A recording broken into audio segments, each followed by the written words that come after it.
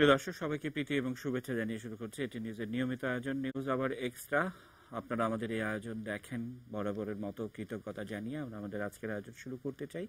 এবং আপনারা জানেন যে আজকে রাষ্ট্রীয়ভাবে শোক উদযাপন করা হচ্ছে এবং কেন, কি কারণে শোক সেটিও আপনারা জানেন। আপনাদের শুধু একটু মনে করিয়ে দিতে চাই যে বাংলাদেশের প্রত্যেকটি মানুষ আজকে গণমাধ্যমের সামনে আমরা যাদেরকে দেখাতে পেরেছি প্রত্যেকেই কিন্তু এক বাক্যে স্বীকার করেছে যে বাংলাদেশের ভাগ্যে যেন এ ধরনের ট্র্যাজিক দিন আর না আসে। আমরা সেটা প্রত্যাশা করি এবং বিমান দুর্ঘটনা নিয়ে জার্মান ভিত্তিক একটি গবেষণা প্রতিষ্ঠান জেকডিক কিন্তু আজকে নতুন একটি তথ্য বলছেন যে মাটি ছুঁয়ে শেষবারের মতো আরেকবার আকাশে ওঠার চেষ্টা করেছিলেন পাইলট বড় ধরনের দুর্ঘটনা এড়ানোর জন্য। অর্থাৎ কি ঘটেছিল সেটির জন্য অপেক্ষা করতে হবে আরও বেশ কয়েক মাস, আমরা হয়তো অপেক্ষায় থাকবো। কিন্তু মানবিক কিছু দৃষ্টিভঙ্গি আছে আমাদের সমাজে, সেই দৃষ্টিভঙ্গি নিয়ে আমরা আমাদের আজকের অনুষ্ঠান সাজানোর চেষ্টা করেছি।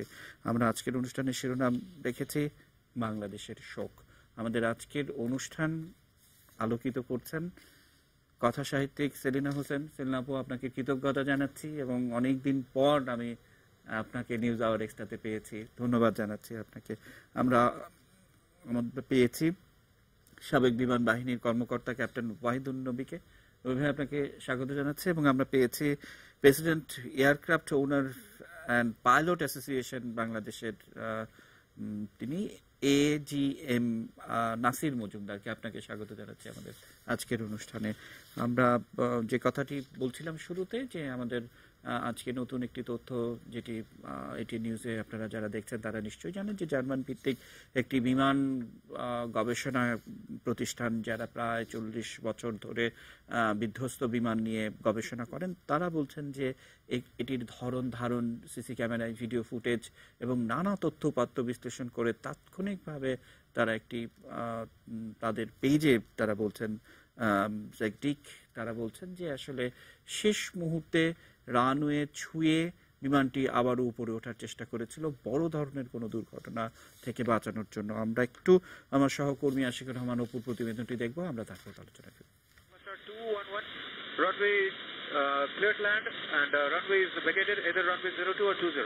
02 না 20, এই নিয়ে কন্ট্রোল টাওয়ারের তৈরি করা বিভ্রান্তি ছাড়াও আরেকটি বিষয় পরিষ্কার, পাইলট আবিদ প্রথমে রানওয়ে দেখতেই পারেননি। সেটা কুয়াশা বা মেঘ যে কোনো কারণেই হতে পারে। বিষয়টি স্পষ্ট করেই কন্ট্রোল টাওয়ারকে জানিয়েছিলেন আবিদ সুলতান।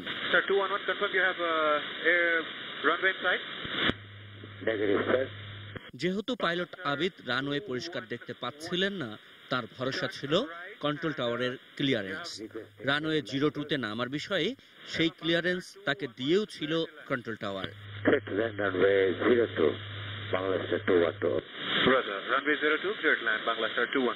তারপর নামার মুহূর্তে রানওয়েতে হঠাৎ কিছু একটা আবিষ্কার করেন পাইলট। সেই কিছু একটা দেখে তিনি কন্ট্রোল টাওয়ারকে প্রশ্ন করেন, are we clear to land? Are we clear to land? Voice mail. Sir, are we clear to land? Probably he saw something opposite side. Are we clear to land? এটা কেন বলবে সে একজন পাইলট? আবিদের প্রশ্নে হুঁশ ফেরে কন্ট্রোল টাওয়ারের। শেষ মুহূর্তে তারা পাইলটকে নির্দেশ দেন, turn right. Are we clear to land? Bangla Star 211. I say again, turn. I say again, turn. তারপরে কেন আমি আই সেড এগেন এই সময় কেন বলবে turn right? By then aircraft crash করে গেছে। বিমান দুর্ঘটনা নিয়ে 3 দশক ধরে গবেষণা করা জার্মান ভিত্তিক গবেষণা প্রতিষ্ঠান জ্যাকডিক বলছে ইউএস বাংলা 211 শেষ মুহূর্তে মাটি ছুঁয়ে আবারও ওড়ার চেষ্টা করেছিল। এইখানে ইনফরমেশন অনুযায়ী এয়ারক্রাফট টাচডাউন করেছে, কিন্তু অ্যাবর্টেড ল্যান্ডিং আফটার টাচডাউন, মানে টাচডাউন করার পর পাইলট চলে যেতে যাচ্ছে। কেন? ওয়াই পাইলট গোরাউন্ড করে চলে যাবে? এটা সম্ভব না। এয়ারক্রাফটটা ফুল ডার্টি কনফিগারেশনে। দীর্ঘদিন বিমান চালিয়েছেন যারা, তারা মনে করছেন বড় কোনো দুর্ঘটনা থেকে যাত্রীদের বাঁচাতেই শেষ মুহূর্তে আবারও আকাশে ওড়ার চেষ্টা করেছিলেন আবিদ সুলতান। আশিকুর রহমান অপু, এটি নিউজ, ঢাকা। আমরা প্রতিবেদনটি দেখলাম। আমরা এই মুহূর্তে ক্যাপ্টেন ওয়াহিদুন নবী আছেন আমাদের সঙ্গে, আমরা তার কাছে যেতে চাই। একটা বিষয় যে ওয়াহিদ ভাই, আপনি তো নিশ্চয়ই জানেন যে, এবং ইউএস বাংলার ফ্লাইট আপনি অনেক পরিচালনা করেছেন। এবং দর্শক আপনাদেরকেও আমরা জানাতে চাই যে পৃথুলা রশিদের কথা আমরা শুনছি, তিনি কিন্তু তার হাতে ধরেই বিমান চালনা শিখেছেন এবং সবকিছু মিলে ক্যাপ্টেন ওয়াহিদুন নবী অনেক কিছুই জানেন, যেটি অনেক প্রশ্নেরই উত্তর হয়তো তিনি দিতে পারেন। ক্যাপ্টেন ওয়াহিদুন নবী, আপনি কিভাবে দেখছেন সামগ্রিক বিষয়টি? ধন্যবাদ। আজকে রাষ্ট্রীয় শোক দিবস। আমি আহত নিহত সব পরিবারের প্রতি সমবেদনা জানিয়ে আপনাদেরকে ধন্যবাদ জানাচ্ছি আমাকে স্টুডিওতে স্বাগত জানার জন্য। ভিডিওটা দেখেছিলাম আগেই এবং অ্যানিমেশনটাও দেখেছি, এবং এক্ষুনি একটা সিদ্ধান্ত আমি দেখলাম যে অনেক অভিজ্ঞ একটি এয়ারক্রাফট ইনভেস্টিগেশন কোম্পানি ওরা একটা প্রেডিকশন দিয়ে দিয়েছে যে এয়ারক্রাফটটা ল্যান্ডিংয়ের ফাইনাল মুহূর্তে ওরা টাচডাউন করে আবার গো রাউন্ড করতে চেয়েছিল, যেটা আমি এই এয়ারক্রাফট ফ্লাই করেছি প্রায় 1400 ঘন্টা। মানে এই এয়ারক্রাফট, এই সেম এয়ারক্রাফট আমি এই আপনার কাঠমান্ডুতে অপারেশন করেছি ক্লোজ টু 100 ল্যান্ডিং রিসেন্টলি। তো আমি সত্যি কথা বলতে যে অ্যানিমেশনটাকে আমি নিতে চাচ্ছি না। এগুলা কিন্তু ওই একটা ইন্টারমিডিয়েটে পাশ করা ছেলেও এইসব অ্যানিমেশন বানিয়ে ফেলে, এবং একটা এয়ারক্রাফট অ্যাক্সিডেন্টের এক্ষুনি আমরা কিন্তু we are looking for immediate cause. This is not at all accepted. We should look for factual cause and the cause behind the cause. অনেকগুলো ফ্যাক্টর এখানে কাজ করেছে, যেমন terrain control, flight in terrain condition. Pilot কিন্তু instrument থেকে বেরিয়ে চলে গেছে, মানে ইনস্ট্রুমেন্ট ল্যান্ডিং প্রসিজিওর যেটা আপনার কন্ট্রোল ফ্লাইট থেকে বেরিয়ে গিয়ে উনি কন্ট্রোল টেরেইন ফ্লাইটে চলে গেছেন এবং ভিজুয়ালি সব চলে গেছে। তারপরে কন্ট্রোল টাওয়ার, আমি কয়েকটা টকশো শুনেছি, ওনারা বেশ সিনিয়র পাইলট বলছিলেন যে কথাবার্তাগুলা নন প্রফেশনাল ছিল। আসলে কাঠমান্ডু টাওয়ারের কথাবার্তা কিন্তু এরকমই।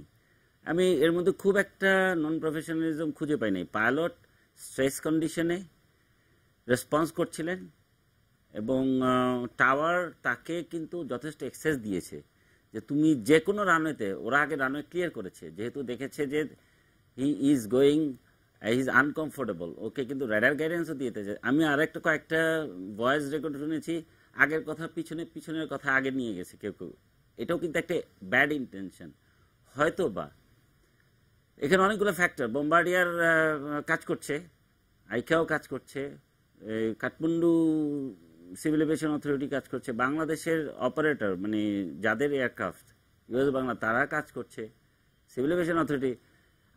এখনই মনে হয় কি সবাইকে ব্লেম করার জন্য অস্থির হয়ে গেছে। পাইলট ফ্যাক্টর আছে, অনেকগুলো ফ্যাক্টর কাজ করে একটা অ্যাক্সিডেন্টে। তবে ওয়ার্ল্ড ওয়াইড এভিয়েশন অ্যাক্সিডেন্ট অ্যানালাইসিসে দেখা গেছে যে 50% ইজ দ্য পাইলট ফ্যাক্টর এবং 20% ইজ দ্য হিউম্যান ফ্যাক্টর। এখন পাইলট আর হিউম্যান কিন্তু দুইটা সেম, কিন্তু হিউম্যান বলতে ওরা বোঝাচ্ছে যে এটিসি, মেইনটেনেন্স পিপল, তারপরে ওয়ার্কার পিপল, অনেকগুলো ফ্যাক্টর ইনভলভ আছে।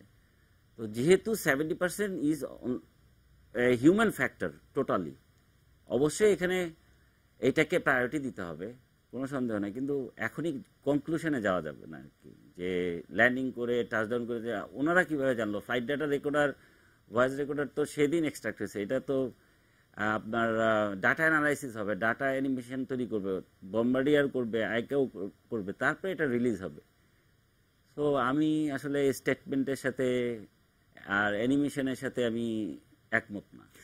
একটা জিনিস ওয়াহিদুন নবী, যে আপনি অনেকবার এই বিমানটি কাঠমান্ডুতে ল্যান্ড করেছেন এই বিমানটি নিয়ে, তো যেই বিষয়গুলো এই মুহূর্তে আমাদের হাতে তথ্যপাত্র হিসাবে আমরা পাচ্ছি, কিংবা আমাদের প্রতিবেদক যেমনটা বলছিলেন যে সেখানে খারাপ আবহাওয়া একটা ফ্যাক্টর হয়তো হতে পারে, কিংবা পরিষ্কার রানওয়েটি দেখতে পাচ্ছিলেন না, বা 02 বা 20 যে একটা বিষয় বারবার আলোচনা এসছে, সবকিছু মিলে এই ধরনের পরিস্থিতি তো ঘটতেই পারে, বা সেই ধরনের মানসিক প্রস্তুতি তো একজন পাইলট রাখতেই পারেন। আপনার কাছে কি মনে হয়? আমি যেটা আসলে এখানে আমি আন্ডারলাইন ফ্যাক্টে আমি বলতে চাচ্ছি, এই যে আমি মাত্র একটা ভিডিও দেখলাম, দেখেন এই ভিডিওটাও কিন্তু রং। এটা একটা আপনার অ্যান্তনভ 26 এর ক্র্যাশ, এটাকে মিলিয়ে ফেলেছে ড্যাশেট Q400 এর সাথে। আচ্ছা, আমি প্রসঙ্গে যাচ্ছি। আন্ডারলাইন ফ্যাক্টে যে ক্যাপ্টেন গিয়েছেন উনি কিন্তু অনেক এক্সপেরিয়েন্স, উনি কিন্তু একজন ম্যানেজমেন্ট পাইলটও, ইনস্ট্রাক্টরও, এবং যে ফার্স্ট অফিসার গিয়েছে পৃথুলা ওনার সাথে সম্ভবত ওর রুট ক্লিয়ারেন্সের জন্য গিয়েছে। দেখেন, একটা ফার্স্ট অফিসার ওর এয়ারলাইন আওয়ার মাত্র 150 হবে, সব মিলিয়ে ওর 250-300 হবে। I don't know exactly, but it will be ±50। পৃথিবীতে কোথাও এই নজির নাই যে একটা ডিমান্ডিং এয়ারফিল্ড অথবা বলি ডেঞ্জারাস এয়ারফিল্ড ক্যাটাগরাইজড, এখানে এই লেভেলের মানে ফার্স্ট অফিসার পাঠানোটা আমি মনে করি প্রথমেই প্ল্যানিংয়েই ভুল হয়েছে। আচ্ছা, যদি আপনি ট্রেনিংয়ে পাঠান অবশ্যই আপনাকে একজন সেফটি পাইলট দিতে হবে সাথে, কিন্তু আদৌ কি ট্রেনিং ফ্লাইট ছিল নাকি কমপ্লিট অপারেশনাল ফ্লাইট ছিল? তাহলে তো আরও ভুল হয়েছে। কারণ দেখেন, বিমানে কিন্তু বলা আছে 500 ঘন্টার নিচে কোনো ফার্স্ট অফিসার যেতে পারবে না ওখানে, মানে 500 ঘন্টা অন টাইপ এক্সপিরিয়েন্স হইতে হবে। তো পৃথুলার 500 ঘন্টা হইতে হয়তো আরও বছরখানিক বা 8-9 মাস লাগতো। তারপরে হিউম্যান ফ্যাক্টরের যে কথাগুলো বলতেছি, যে প্ল্যানিং, ফ্লাইট সেফটি, আপনার প্ল্যানিংটা, এই ক্যাপ্টেন সাহেব, captain Abid flew 4 flight before he go to the demanding airfield। উনি 2টা চিটাগং করেছেন, তারপরে ওনাকে পাঠানো হয়েছে কাঠমান্ডুতে। আমি বলি যে এখানেও একটা প্ল্যানিং মিস্টেক হয়েছে। কারণ ওনার যদি, হ্যাঁ আপনারা অনেকে বলে যে আওয়ার্স 11 ঘন্টা, তাহলে আমি 11 আওয়ার্সের মধ্যে কি ঢাকা যশোর করতে পারবো? অলমোস্ট 8টা ফ্লাইট, মানে 16 বার যাওয়া আসা, মানে সব মিলিয়ে এটাও কিন্তু সম্ভব না। কারণ বিমানে কিন্তু আপনার 4টা ফ্লাইটের বেশি করা যায় না পার ডে। তারপর আবার ইন্টারন্যাশনাল, ডোমেস্টিক 2টা মিক্স হয়ে গেছে। কিন্তু আমি মনে করি যে প্ল্যানিং, যদি এগুলো কিন্তু প্রসিজারে লেখা নাই, ফ্লাইট সেফটি সব কিছু কিন্তু অনেক বিশাল ব্যাপার। আপনাকে ভাবতে হবে যে স্ট্রেস অ্যান্ড ফ্যাটিগ 2টা কিন্তু আলাদা জিনিস। স্ট্রেসটা কিন্তু ফ্যাটিগটা বডিতে, আর স্ট্রেসটা হচ্ছে মাথায়। সবচেয়ে বড় কথা হচ্ছে, দেখেন ওইখানে কিন্তু কোনো সব ক্যাপ্টেন ল্যান্ড করে ওই যে কাঠমান্ডুতে। আমরা খালি ট্রেনিং দেই শুধু ফার্স্ট অফিসারদেরকে, তোমরা দেখো দিস ইজ হেল্পিং হ্যান্ড। এবং পৃথুলা কিন্তু একটা পর্যায় পর্যন্ত ভয়েস কমিউনিকেশন করছিল। যখন first attempt they missed the runway, or they could not land, or they have gone round, ওই জায়গাটা কিন্তু এখনো পরিষ্কার না কেন পাইলট ফার্স্ট অ্যাটেম্পটে অবতরণ করতে পারে নাই। তারপরে তারা চলে গেল রানওয়ে লেফট দিয়ে, টাওয়ারের পিছন দিয়ে নর্দার্ন সাইডে তখন কিন্তু টাওয়ারই পাইলটকে, ক্যাপ্টেনকে জিজ্ঞেস হয়তো বা, কারণ Kathmandu is a very busy airfield. আর এই কাঠমান্ডুতে কন্ট্রোল টেরেন ফ্লাইং যেটা, সেটা কিন্তু এই আমাদের মতো ড্যাশেট, তারপরে সেসনা, ওদের অনেকগুলো ছোট ছোট প্লেন ছোট ছোট রানওয়েতে যায়। ওরা কিন্তু টেরেন ভ্যালি ফ্লাই করে যায়। ওখানে ক্যাপ্টেন যেটা করছিলেন ঠিক ওই লোকাল প্রসিডিওরটা ফলো করছিলেন, এবং ওই জায়গায় ক্যাপ্টেন নিজে ফ্লাই করছেন, নিজে কল দিচ্ছেন। কারণ একটা অল্প এক্সপিরিয়েন্স ফার্স্ট অফিসার নিতে পারছিলেন না পুরা লোডটা। লেফটে হিল, রাইটে হিল, ভিতরের জায়গা মাত্র আপনার রানওয়ে বাম দিকে আপনার ম্যাক্সিমাম অ্যালাউন্স হচ্ছে 2.5 মাইল বা 3 মাইল, আবার রাইটে হচ্ছে গিয়ে ম্যাক্সিমাম 3 মাইল। মানে আপনি এর মধ্যে সমস্ত ম্যানুভার করতে হবে। তো pilot doing everything, he is giving call, he is controlling the aircraft, he is looking for orientation, he is looking for terrain clearance.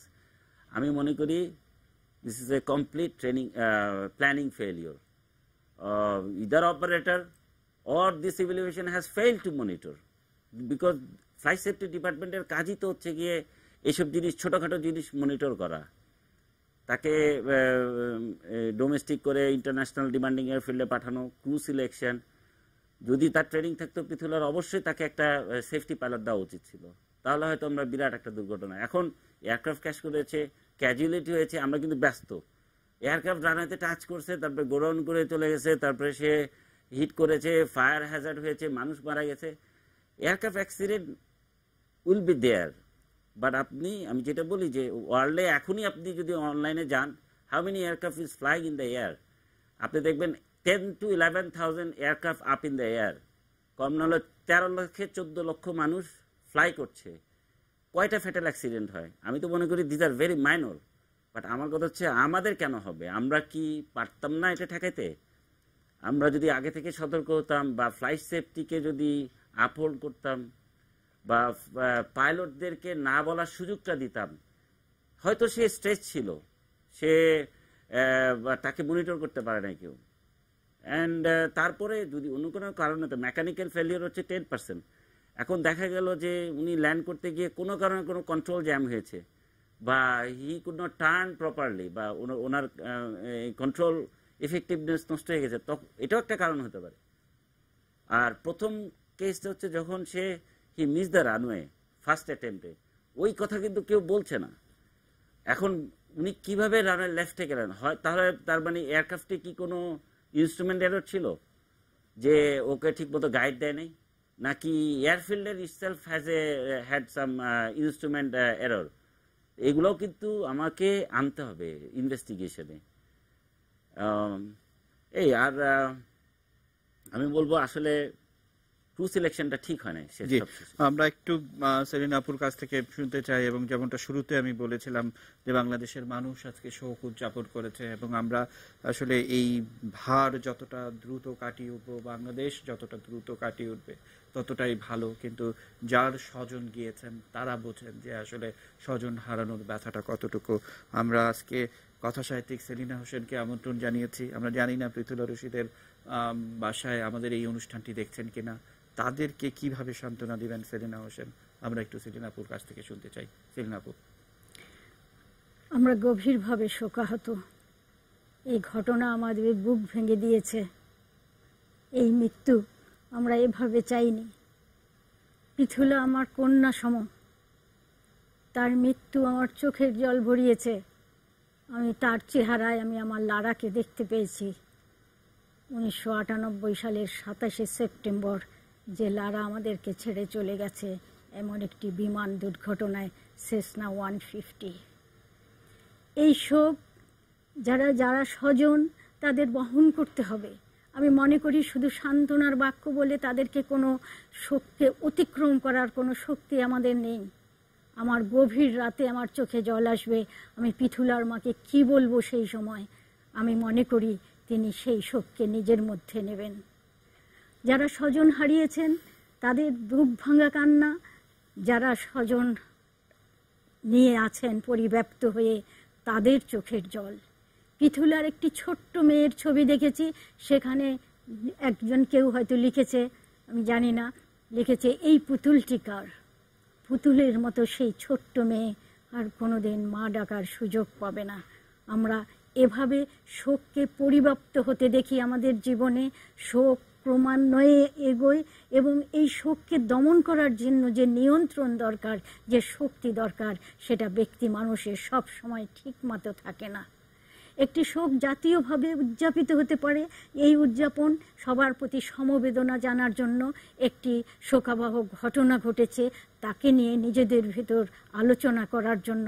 এই শোকাবহ ঘটনা যেন দ্বিতীয়বার না ঘটে এমন পরিস্থিতির কথা বলার জন্যও অনেকেই ভাবেন, অনেকেই এভাবে সহমর্মিতা প্রকাশ করেন। কিন্তু স্বজনের শোকের কোনো বিকল্প নেই। স্বজনের শোক কেউ কাটিয়ে উঠতে পারবে না। আজকে এই শোকের দিনে তারপরও আমরা বলি সেই স্বজনের প্রতি যে আপনার শোক নিয়ে আপনি সবার দিকে তাকান, যেন সবাই আপনার আপন হয়। আসলে আমরা সেলিনা হোসেনের সঙ্গে কণ্ঠ মিলিয়েই বলতে চাই যে আমরা যত দ্রুত এই শোক থেকে বের হয়ে আসতে পারবো। প্রিয় দর্শক, আমরা অনুষ্ঠানের এই পর্যায়ে ছোট্ট একটি বিরতি নিতে চাই। ফিরবো আরো অনেক কিছু নিয়ে। ততক্ষণ পর্যন্ত এটি নিউজের সঙ্গে থাকুন।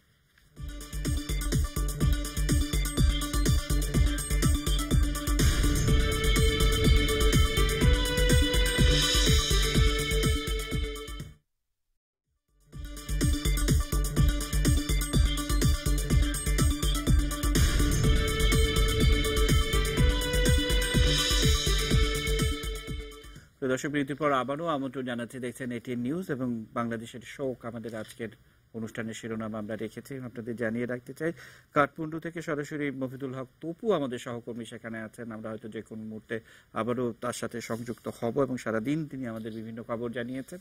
আমরা এই মুহূর্তে আমাদের সঙ্গে আছেন MGR নাসির মজুমদার। তিনি আপনারা জানেন এবং প্রত্যেকেই চেনেন তাকে, যে president aircraft owners and pilot association বাংলাদেশের তিনি প্রেসিডেন্ট। মানে সামগ্রিকভাবে একটি বিষয় যে ক্যাপ্টেন ওয়াহিদুন নবী যেমনটা বলছিলেন যে আসলে ম্যানেজমেন্ট ফেলিউর এবং প্ল্যানিংয়ের একটা বড় ধরনের ত্রুটির কারণেই কিন্তু এটা হয়েছে, এবং আমাদের কাছেও যে সমস্ত তথ্যপাত্র আছে সবকিছু মিলে সেটি কিন্তু প্ল্যানিং ফেলিউর, আমাদের US বাংলা কিংবা নেপাল সবকিছু মিলেই কিন্তু একটা এরকম একটা ডিজাস্টার। আপনার কাছে কি মনে হয়? আমি একমাত্র কারণ বলবো না, বা আমি আসলে একটু নাসির মজুমদারের কাছ থেকে একটু শুনে। আসলে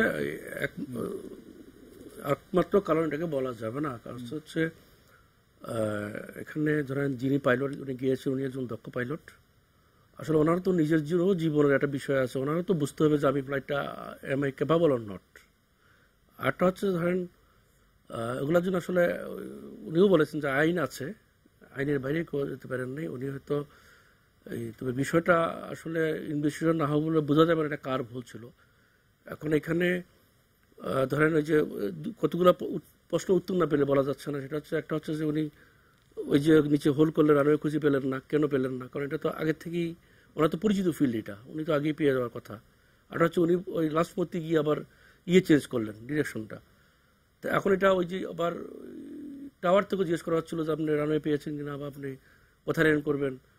আসলে কি পরিস্থিতিতে এখানে আসলে ওই ইনস্ট্রুমেন্টের কোনো প্রবলেমও থাকতে পারে এয়ারক্রাফটে, বা কি প্রেশারে আবার ওই যে যেটা নর্মালি হয় না, উনি ফ্লাইট কন্ট্রোল করছেন আবার উনি আবার আরটিতেও কথা বলছেন, তাহলে ওই যে আরেকজন যারা তার সহকারী ওনার কি অবস্থা ছিল ওই মুহূর্তে। তো এই বিষয়গুলো আসলে একটা আমাদের একটু ওয়েট করতে হবে এবং ইনভেস্টিগেশনের পরেই এগুলো মন্তব্য করা যাবে আসলে কি হয়েছিল।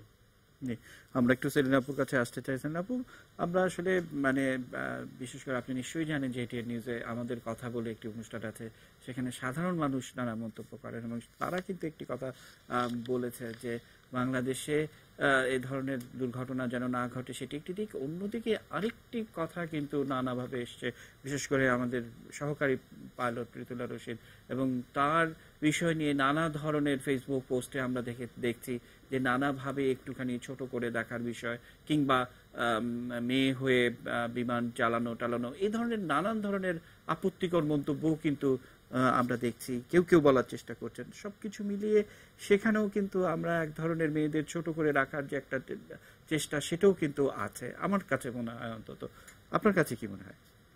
যদি এই ধরনের কিছু হয়ে থাকে, আপনি যেটা বলছেন নিশ্চয়ই হয়েছে, তাহলে বলতেই হবে পুরুষতান্ত্রিক মানসিকতা এই সমাজকে এখনো গ্রাস করে রেখেছে।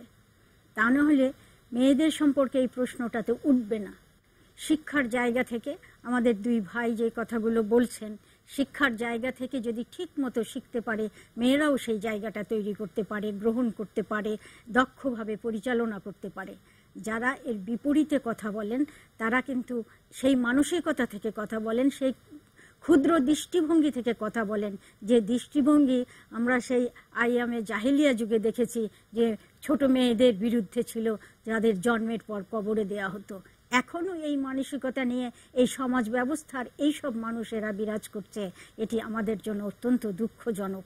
এই দুঃখজনক ঘটনাটা আমাদের সামনে থেকে সরে যাক, আমরা সবাইকে দক্ষতার সঙ্গে তৈরি করার মানসিকতা অর্জন করি।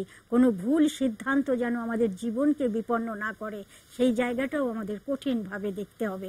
সুতরাং আজকে যারা এগুলো বলছেন তাদের প্রতি ঘৃণা প্রকাশ করা ছাড়া আমার আর কিছু বলার নেই।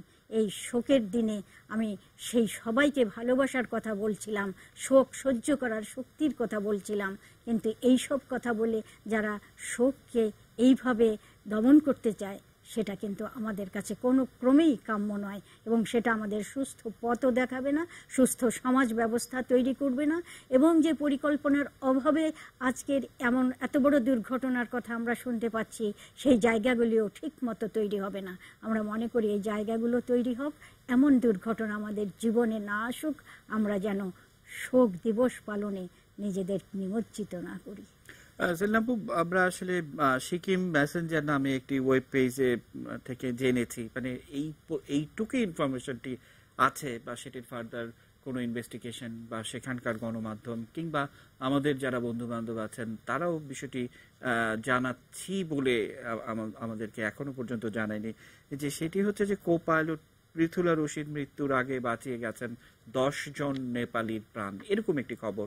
এবং ডটার অফ বাংলাদেশ এরকম একটি পোস্টারও দেখেছি আমরা, মানে সেখানে আলোচনায় এসছে। কিন্তু তারপরেও কিন্তু আমরা নানাভাবে এই খবরটি সত্য নয় কিংবা এই খবরটি ভুল তথ্য, এটি অ্যাবসার্ড হতে পারে না, এই ধরনের ফেসবুকে নানান ধরনের অপপ্রচারও কিন্তু আমরা দেখেছি, কিন্তু কেউ কিন্তু প্রমাণ করতে পারছে না। অর্থাৎ মানে এখানেও কিন্তু আমাদের সেই মধ্যযুগীয় মানসিকতা যে আমাদের নারীরা যারা পাইলট হতে চান তারা কিন্তু তাদের নিজের জীবন দিয়ে শ্রেষ্ঠত্ব প্রমাণ করার চেষ্টা করে গেছেন, রেখে গেছেন, হয়তো আগামীতে আরো ভালো তারা করবেন। আপনি কিভাবে দেখেন? এটা নারীর ধর্ম।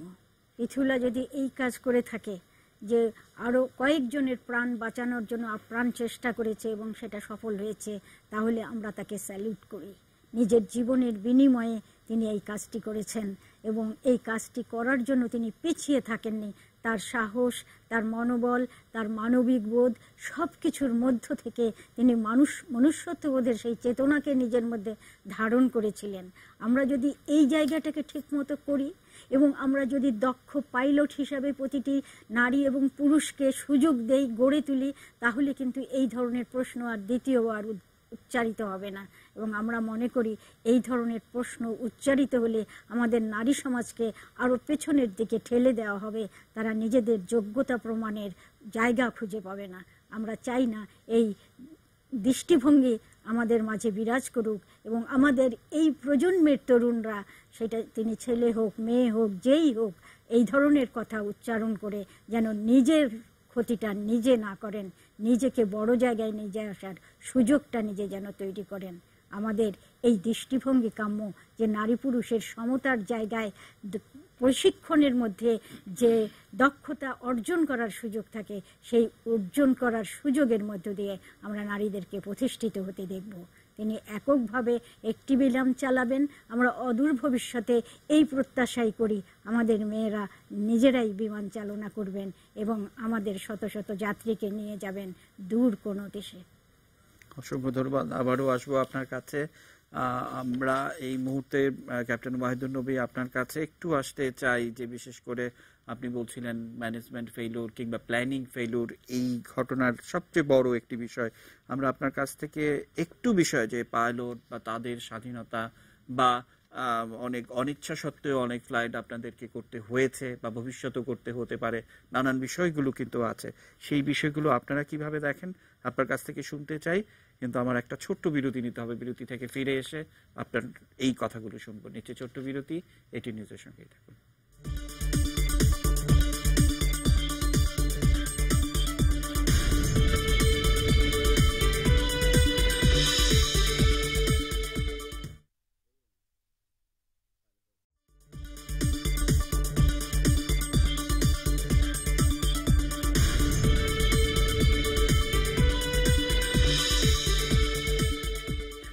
প্রিয় দর্শক, বিরতির পর আবারও আমন্ত্রণ জানাচ্ছি, দেখছেন এটি নিউজ এবং আমরা নিউজ আওয়ার এক্সট্রার মধ্যে রয়েছি। বাংলাদেশের শোক আমাদের আজকের বিষয়। আমি আবারও ক্যাপ্টেন ওয়াহিদুন নবী আপনার কাছ থেকে একটু জানতে চাইব, বিশেষ করে এই দুর্ঘটনার পরপরই আমরা বাংলাদেশের এক শ্রেণীর মানুষদের, আমাদের নারী পাইলটদের প্রতি যে ধরনের কটাক্ষ, যে ধরনের ব্যঙ্গ এবং যে ধরনের গালাগাল আমরা ফেসবুকগুলোতে দেখলাম, তাতে স্বাভাবিক অনেক মানুষের কিন্তু প্রশ্ন যে এই রকম আচরণটি সেই মধ্যযুগীয় আচরণ কেন তারা করছে। আপনার কাছে আমার প্রশ্ন যে যেহেতু আপনি প্রশিক্ষক হিসেবে আছেন এবং আপনি নারী পাইলটদের দেখেছেন, তাদের প্রশিক্ষণ করেন, আমাদের নারীরা কেমন বিমান চালান আপনার কাছে কি মনে হয়? আমি অনেক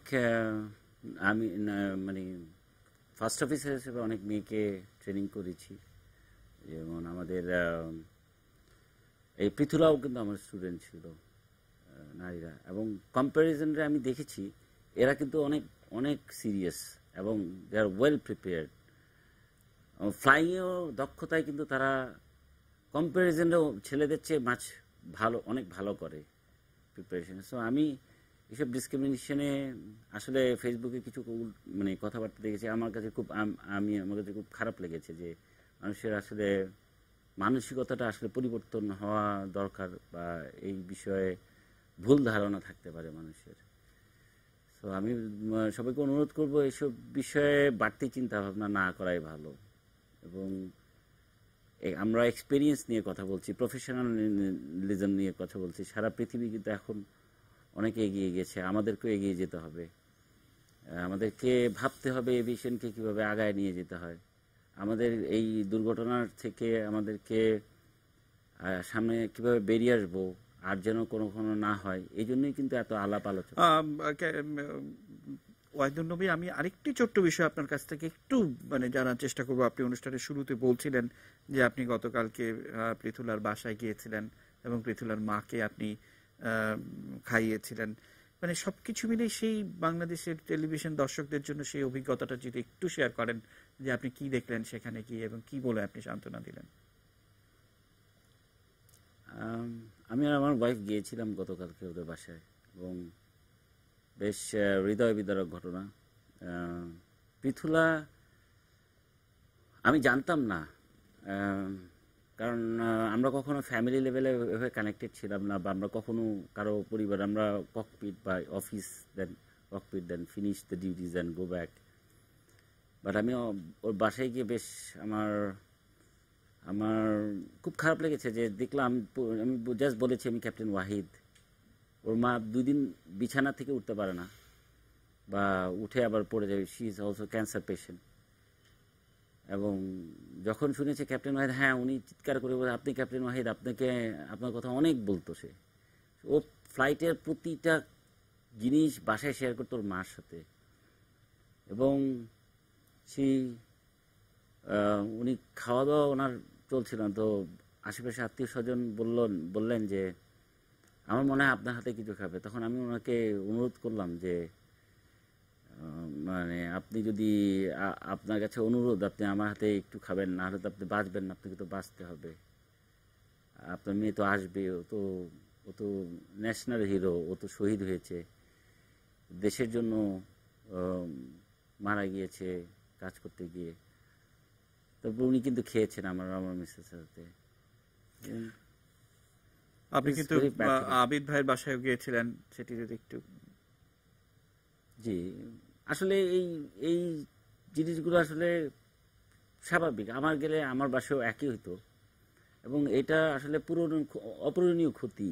একজন আবিদ, ক্যাপ্টেন আবিদের সাথে তার আগের দিনও আমার সাথে অনেকক্ষণ কথা হয়েছে ওনার ব্যক্তিগত, ওনার প্রফেশন নিয়ে, উনি কতটুকু স্যাটিসফাইড ওনার জবে।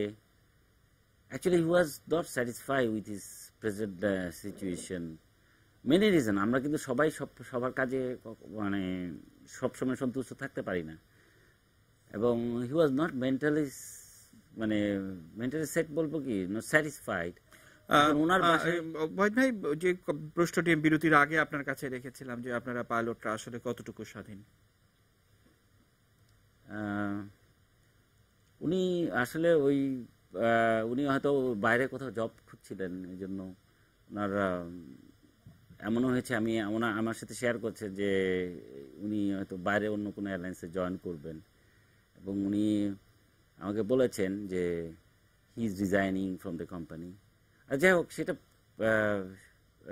এখন ফ্যামিলি লেভেলে শোকের কথা বলছি যে এটা অপূরণীয় ক্ষতি। ওনার একটাই মাত্র ছেলে, এবং ও লেভেল পরীক্ষা দিবে। ভাবি আসলে এই শোক নিতে পারছেন না, অসম্ভব নেওয়াটা। আপনার কাছে বিরতির আগে যে প্রশ্নটি ছিল যে পাইলটরা আসলে কতটুকু স্বাধীন, পাইলট হিসেবে আমরা যারা প্রাইভেট এভিয়েশনে চাকরি করি, আমি বলি চাকরি, we do job, contract job, আমরা কিন্তু স্বাধীন না। আমরা কিন্তু বলতে পারি না নো। খুব টাফ একটা নো বলা। হয়তো আপনাদের এয়ারক্রাফটে কোনো সমস্যা আছে, অথবা ওয়েদার খারাপ, অথবা আমার শরীর খারাপ, বা হয়তো ফ্লাইট ডিউটি পড়ে গেছে। আমি একটা নো বলাকে নেগেটিভলি নেয় ম্যানেজমেন্ট। আবার আপনি চিন্তা করেন বড় বড় এয়ারলাইন্সে আপনার there are people to monitor you, there are people to listen to you। আর এখানে প্রাইভেট এভিয়েশন বলেন আর টোটাল সিস্টেমে আমাদের সেফটি ম্যানেজমেন্ট সিস্টেম বলে। সেফটি ম্যানেজমেন্ট সিস্টেমের প্রথম কাজ হচ্ছে মনিটর, রিপোর্ট, মনিটর অ্যান্ড কিছু এক্সিকিউশন আছে। আপনি দেখেন স্বাধীনতা আমাদের প্রাইভেট এভিয়েশনের পাইলটদের স্বাধীনতা খুবই কম, কারণ আমাদের কোনো প্রপার সেফটি ডিপার্টমেন্ট নাই। আপনি কিন্তু কাগজে কলমে এভরিথিং 100%। আপনার যে চিফ অফ সেফটি, যার হাতে সবচেয়ে বড় ক্ষমতা, যে he is a father of the company, আমরা বলি যে পাইলটদের ফাদার, যে সে কারো বাসায় গতকালকে মানে ঘুমাতে পারে নাই, কিন্তু সে ফ্লাইটে যাচ্ছে, কিন্তু একজনকে বলার একটা মানুষ সে, এবং এই সমস্ত সেফটি ইস্যুগুলো দেখে। একটা ডিপার্টমেন্ট আছে স্ট্রং, এই ডিপার্টমেন্টের কাজই হচ্ছে গিয়ে যে তাদের সেফ অপারেশনের স্বার্থটা দেখা। এখন অর্গানাইজেশন আছে, চিফ অফ সেফটি আছেন, কিন্তু চিফ অফ সেফটি হচ্ছেন কি একজন পাইলটকে দায়িত্ব দিয়ে রাখছেন। উনি কিন্তু ফ্লাইটে যাচ্ছেন, উনি কিন্তু ওনার অপারেশনের কাজ করছেন। সেম আপনি বিমানে দেখেন যে একেবারে যে বেসিক রূঢ় বাস্তবতা, মানে সেটি আসলে আপনার কাছ থেকে শুনছিলাম। আমি আবারও একটু সেলিনা আপুর কাছে যেতে চাই। সেলিনা আপু, আমি যে কথাটি কিছুক্ষণ আগেও বলেছিলাম, আবারও সেটি যে আসলে আমাদের মেয়েরা তাদের শ্রেষ্ঠত্ব দিয়ে, তারা প্রশিক্ষিত হয়ে একদম প্রফেশনালিজম দিয়ে এবং সর্বোপরি নিজের প্রাণটি দিয়ে এই শিল্পটাকে বা এই জায়গাটিতে অনেক দূর এগিয়ে নিয়েছেন। তারপরেও গালাগালিটা তাদেরকেই শুনতে হচ্ছে। কিভাবে দেখেন? যেটা আমরা বললাম যে সামাজিক দৃষ্টিভঙ্গি, যেটা মেয়েদের বিরুদ্ধে, নারীর বিরুদ্ধে, সেই দৃষ্টিভঙ্গির মানসিকতা থেকে এগুলো উঠে আসছে। কিন্তু এ ধরনের মানুষ বেশি নয়, সেটাও সত্যি। আমরা জানি যে এর বিপরীতে যারা আছেন তারা সেই শ্রদ্ধার সঙ্গে এই জায়গাটি দেখেন যে নারীরা তার কাজকে তার যোগ্যতা দিয়ে যতটুকু অর্জন করা সম্ভব সেই কাজটি নিষ্ঠার সঙ্গে করে। আমাদের এই ভাই যেটা বললেন যে তারা অনেক বেশি সচেতনভাবে এই কাজটা করেন। আমরা জানি ক্লাসের ছেলে মেয়ে থাকলে সবাই যখন পরীক্ষা দেয় সবাই একরকম রেজাল্ট করে না। এই ধরনের বড় কাজগুলোকে যদি মনে হয় যে না এই মেয়েটি সেই পরিমাণ মেধাবী না যে এই কাজটি পারবে, তাহলে তো অনায়াসে তাকে বাদ দিয়ে রাখা যায়। এটা তো ডিসিশনের ব্যাপার। অনেক ছেলের ক্ষেত্রেও এটা হবে যে এই ছেলেটি পারবে না, একেও বাদ দিয়ে রাখা যায়। এই যে নারী পুরুষের সমতার জায়গাটি তৈরি করার জন্য যে বিষয়টি আজকে আমরা কথা বলি অনবরত, আজকে এই 2018 সালের ফেসবুকে যখন এই মন্তব্য আমি অপুর কাছে শুনি, তখন মনে হয় যে আমাদের এই লজ্জা রাখার জায়গা নেই। আমাদের ছেলেমেয়েরা মানুষ হোক, মানবিক বোধে চেতনায় বড় হোক, প্রকৃত মানুষ হয়ে সমাজকে সুন্দর করুক, দেশকে সুন্দর করুক। আমি এই প্রত্যাশা করব, অকারণে নারীদের বিরুদ্ধে লেগে নিজের ক্ষতি যেন নিজে না করে। অসংখ্য ধন্যবাদ। আমরা একটু নাসির মজুমদারের কাছে যেতে চাই। সামগ্রিক পরিস্থিতি থেকে আমরা কিভাবে বের হয়ে আসতে পারি এবং উত্তরণটাই আসলে কি হওয়া উচিত? নাসির মজুমদার। আসলে আমরা এখন যে পরিস্থিতি বা আলোচনা হচ্ছে, সেফটি ইস্যুটাই বেশি আলোচনিত হচ্ছে। তো আমরা নবী ভাইয়ের কথা এবং অন্যান্য পাইলটদের কমিউনিটির যে কথাগুলি আসছে, আসলে পাইলটদের সেফটিটা এখন আইনে যাই থাকুক না কেন, আবার নতুন করে দেওয়ার একটা সময় এসেছে। বিশেষ করে প্রত্যেকটা যারা প্রাইভেট অপারেটর আছেন, ওনাদের ফ্লাইট সেফটি ডিপার্টমেন্টটা একজন ডেডিকেটেড পাইলটকে দিয়ে, সিনিয়র, উনি যেহেতু অন্য অপারেশনের সাথে তাকে জড়িত করবে না, শুধুমাত্র উনি পাইলটদের সেফটি ইস্যুটাই অ্যাড্রেস করবেন। এবং এগুলাকে বারবার যারা প্র্যাকটিস করবেন, এই সিকিউরিটি সেফটি ইস্যুগুলো, আমি আশা করি ভবিষ্যতে হয়তো অ্যাক্সিডেন্টগুলো আমাদের দেখতে হবে না। আর যদি প্র্যাকটিস না করা হয় তাহলে হয়তো আমরা বারাবারই দেখবো, চিরে হয়তো দেখা যাবে আরেকটা ইনসিডেন্ট নতুনভাবে হয়েছে অন্য কোথাও। তো ওই জন্য আমি আবারও সবাইকে অনুরোধ করবো যে সিভিল এভিয়েশন অথরিটি যারা দেখার আছে তারাও যেন নতুন করে চিন্তা ভাবনা করে, তারা যেন একটু বেশি করে আবার নতুন সেট রুল করে দেয়, যাতে এগুলো সেফটিগুলো আবার দেখে নতুন করে। জি, অসংখ্য ধন্যবাদ সেলিনা হোসেন। আপনাকে দিয়ে অনুষ্ঠান শেষ করব। শেষ কথা আপনি কি বলবেন আপনি ভাবতে থাকুন। আমি ততক্ষণে ক্যাপ্টেন ওয়াহিদুন নবী আপনার কাছ থেকে একটু আবারও একই কথা, যে আমরা আসলে সামগ্রিক দিকটি, যে পাইলটদের স্বাধীনতা, মানে সেটি যে অনেক সময়ই অনেক বিষয় থাকে, সেই পরিস্থিতিগুলো থেকে কিভাবে বের হয়ে আসতে পারবো? ওয়াহিদুন নবী। খুব সোজা, আমাদের মানসিকতাটা পরিবর্তন করতে হবে, আর সেফটি ম্যানেজমেন্ট সিস্টেমটাকে টোটালি ইমপ্লিমেন্ট করতে হবে। আইকাও ডক 9856 কিন্তু বলা আছে what to do, who's to do what work, এবং মনিটরিং সিস্টেম, প্ল্যানিং। কিন্তু আমরা চাই না এক ধরনের স্বৈরচার আচরণ ম্যানেজমেন্টের কাছ থেকে, যে এইটা বলেছি এইটাই হবে। ইন্টারাকশনটা বাড়াতে হবে। পাইলটদের সাথে ম্যানেজমেন্টের ইন্টারাকশনটা বাড়লে অনেকগুলো গ্যাপ কমে যায়। দেখা গিয়েছে যে পাইলটদের সাথে ম্যানেজমেন্টের ডাইরেক্ট অনেক কমিউনিকেশন হয় না। সোশ্যাল গেট টুগেদার, যেমন আমার সাথে পিতলার ফ্লাইট হচ্ছে 1 বছর ধরে ফ্লাই করি আমরা একসাথে, বা একই কোম্পানিতে। ও তো জয়েন করেছে, আমি পিতলার ফ্যামিলিতে গিয়েছি এই দুর্ঘটনার পরে।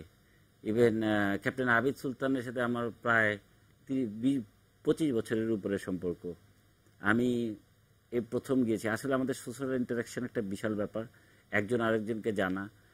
ফ্লাইট সেফটিটাকে প্রমোট করতে হবে। এইটার প্রমোটের দায়ভার কিন্তু civil aviation authority of Bangladesh, অথরিটিটা দিতে হবে। পাইলটদের কোনো রিপোর্টিংয়ের কারণে কারো যদি চাকরি চলে যায় বা চাকরির থ্রেট আসে, সেই নির্ভয়টা আমাদেরকে সিভিল এভিয়েশন থেকে পেতে হবে। আমরা কিন্তু কন্ট্রাক্টে কাজ করি, আজকে এই কোম্পানিতে, কালকে ও কোম্পানিতে, কিন্তু আমরা কিন্তু একটা সার্ভিস দিচ্ছি, ককপিট ক্রু, এবং মোস্ট সেন্সিটিভ জবটা করছি। আমরা যদি কাজ করে বা আনন্দ না পাই, কাজে যদি আমরা ভীত থাকি, এবং সমস্ত দায় যদি ক্যাপ্টেনকে নিতে হয়, তাহলে কিন্তু এটা বিশাল একটা সেফটি হ্যাজার্ড। জি, আমরা একেবারে শেষ পর্যায়ে রয়েছি। সেলিনা হোসেন, শেষ কথা আপনি বলবেন যে সামগ্রিক পরিস্থিতি আমরা কিভাবে অতিক্রম করব, বাংলাদেশ এই শোক থেকে কিভাবে বের হয়ে আসতে পারবে? সেলিনা হোসেন। যারা স্বজন হারিয়েছেন তাদের বেদনার ভার আমরা কমাতে পারবো না, সেই শোককে শক্তি তারা নিজেরাই করবেন। আমরা মুখের ভাষায় সান্ত্বনা দিতে পারবো, যেটা আমার নিজের ব্যক্তিগত অনুভব, যে সান্ত্বনা শুনেও অনেক সময় শোক কাটে না। তারপরেও বলবো, আমাদের মেয়েদের বিরুদ্ধে কথা বলে যারা নিজেদের ক্ষতি নিজেরা করছেন, তারা যেন এই সব ব্যাপারে সচেতন হন, মেয়েদের জায়গায় মেয়েদের যোগ্যভাবে যোগ্যতার সঙ্গে গড়ে উঠতে দেখেন। পিথুলা আমার কন্যা সম, তাকে আমি স্মরণ করব, তাকে আমি মনে রাখব, এবং মনে করব সে যে দায়িত্বে গিয়েছিল, যে কাজটি সম্পন্ন করতে চেয়েছিল, সেই অর্জনটা করেছিল, সেই অর্জন যেন আমাদের সব মেয়েদের সামনে একটি নিদর্শন হয়ে থাকে। একটি বৈমানিক পেশায় যাওয়া একজন সহজ কথা নয়। তার জন্য যে সাহস লাগে, যে যোগ্যতা অর্জন লাগে, সেই সবটুকুর ভেতর দিয়ে পিথুলা নিজেকে প্রতিষ্ঠিত করেছিল। আমরা পিথুলাকে স্মরণ করে আমাদের মেয়েদের সামনে তাকে ধরে রাখব। আর যে শোক আমরা পেয়েছি, আমাদের দেশবাসী পেয়েছে, সবাই মিলে এই শোকটাকে চ্যালেঞ্জ করে আমাদের মেয়েদের প্রতি নেতিবাচক দৃষ্টিভঙ্গিগুলোকে দূর করার জন্য আমরা সামগ্রিকভাবে চেষ্টা করব, এবং আমরা মনে করব নারী পুরুষ নির্বিশেষে সকলের শক্তিকে যাচাই করা আমাদের সবারই ধর্ম, এবং এই যাচাই করার ভেতর দিয়ে প্রত্যেকেরই যোগ্যতা অর্জন হয়, প্রত্যেকেই তার নিজ মহিমাকে প্রতিষ্ঠিত করে। সুতরাং কাউকে তুচ্ছ করে নয়, তাচ্ছিল্য করে নয়, তার যেটুকু আছে সেটাকে সম্মান দেখিয়ে তাকে মনুষ্যত্বের জায়গায় প্রতিষ্ঠিত করে মানবিক চেতনাকে সমুন্নত করুক। আজকের বাংলাদেশের শোক এই চেতনাকে প্রতিষ্ঠিত করুক, যেন আমরা মানুষ হিসাবে মানুষের মর্যাদাকে নিজেদের মতো করে বড় করে দেখতে পারি। অসংখ্য ধন্যবাদ।